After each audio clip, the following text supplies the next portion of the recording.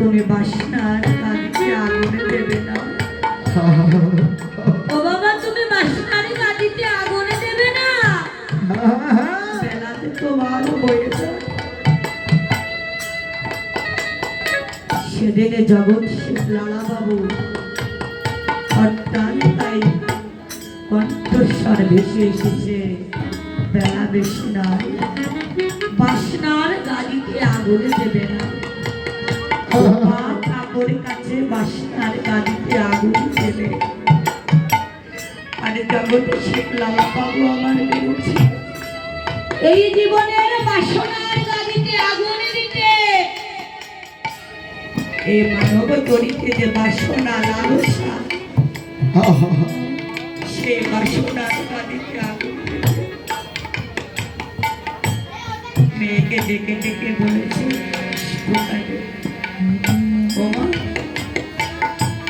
আমার এই যে জীবনে বেলা অতিবাহিত হয়েছে, এই জীবনে তো কিছুই করতে পারিনি।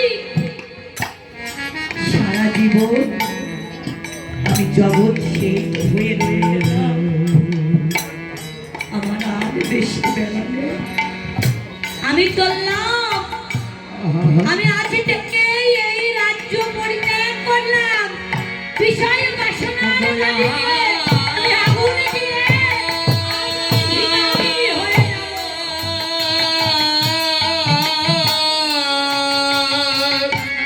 হরি আমি কামনা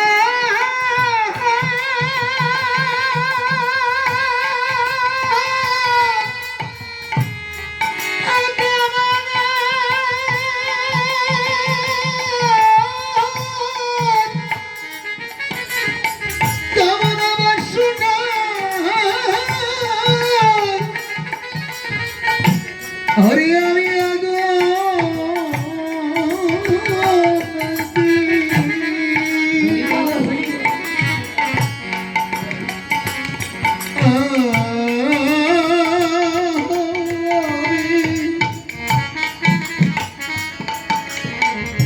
চিরতরে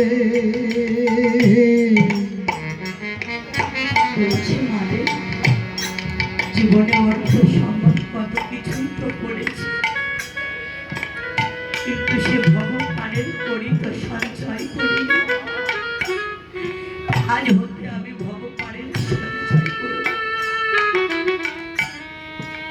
আর বলছি, যেদিন আমার এই দেহটা সব দেহ পরিণত হবে, এই জগতের বুকে আমাকে এমনি করে নিয়ে যাবে। বাঁশের দোলায় যখন চড়ে মানুষ শ্মশান যাত্রা করে, আবার উল্টো দিকে করে নিয়ে যাবে।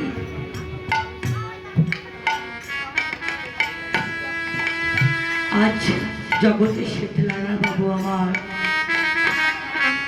বিধাবস্ত্র পরিধান করি আজ রাজপথে পথে বেরিয়েছে ভিক্ষা করতে। আর ভক্তের চরণ ধরে আমাকে লিখেছে আর বলেছে, হেগো তোমরা কৃপা করে একবার সাধুর বাজারে যাও, সাধুর চরণ ধরি তোমার অঙ্গে ধারণ করো। কেন নয়, এই জাগতিক ধন সম্পদ নিয়ে তোমার সেই ভবপারে যাওয়া যায় না। হরি বল, হরি বল, হরি বল।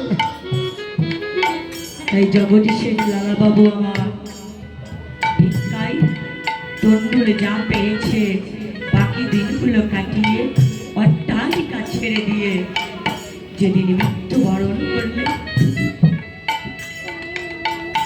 সেই দিন আমার কি করলেন, বাঁশের দোলায় চড়ে গেলেন প্রভু রূপে।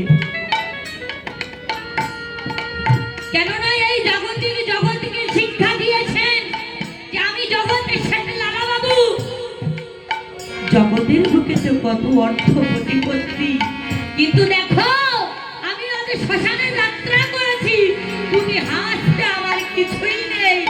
এই জগতের বুকে সাথে কিছু নিয়ে আসি।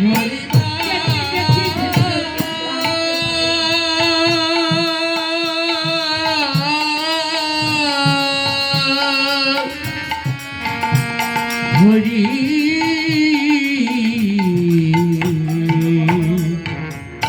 হরি তাই সময় থাকতে আমাদের কিছু সঞ্চয় করতে হবে সেদিনের জন্য। মানুষের জীবনে চারটি হলো কাল: শিশুকাল, যৌবনকাল, বৃদ্ধকাল, আরেকটি হলো বার্ধক্যকাল। শিশুকালে কৃষ্ণ ভাজে, কৃষ্ণ পাবার আসে। যৌবনকালে কৃষ্ণ ভাজে, আসে কিনা আসে। আর বৃদ্ধকালে কৃষ্ণ ভাজে, জমির তরে ভাসে।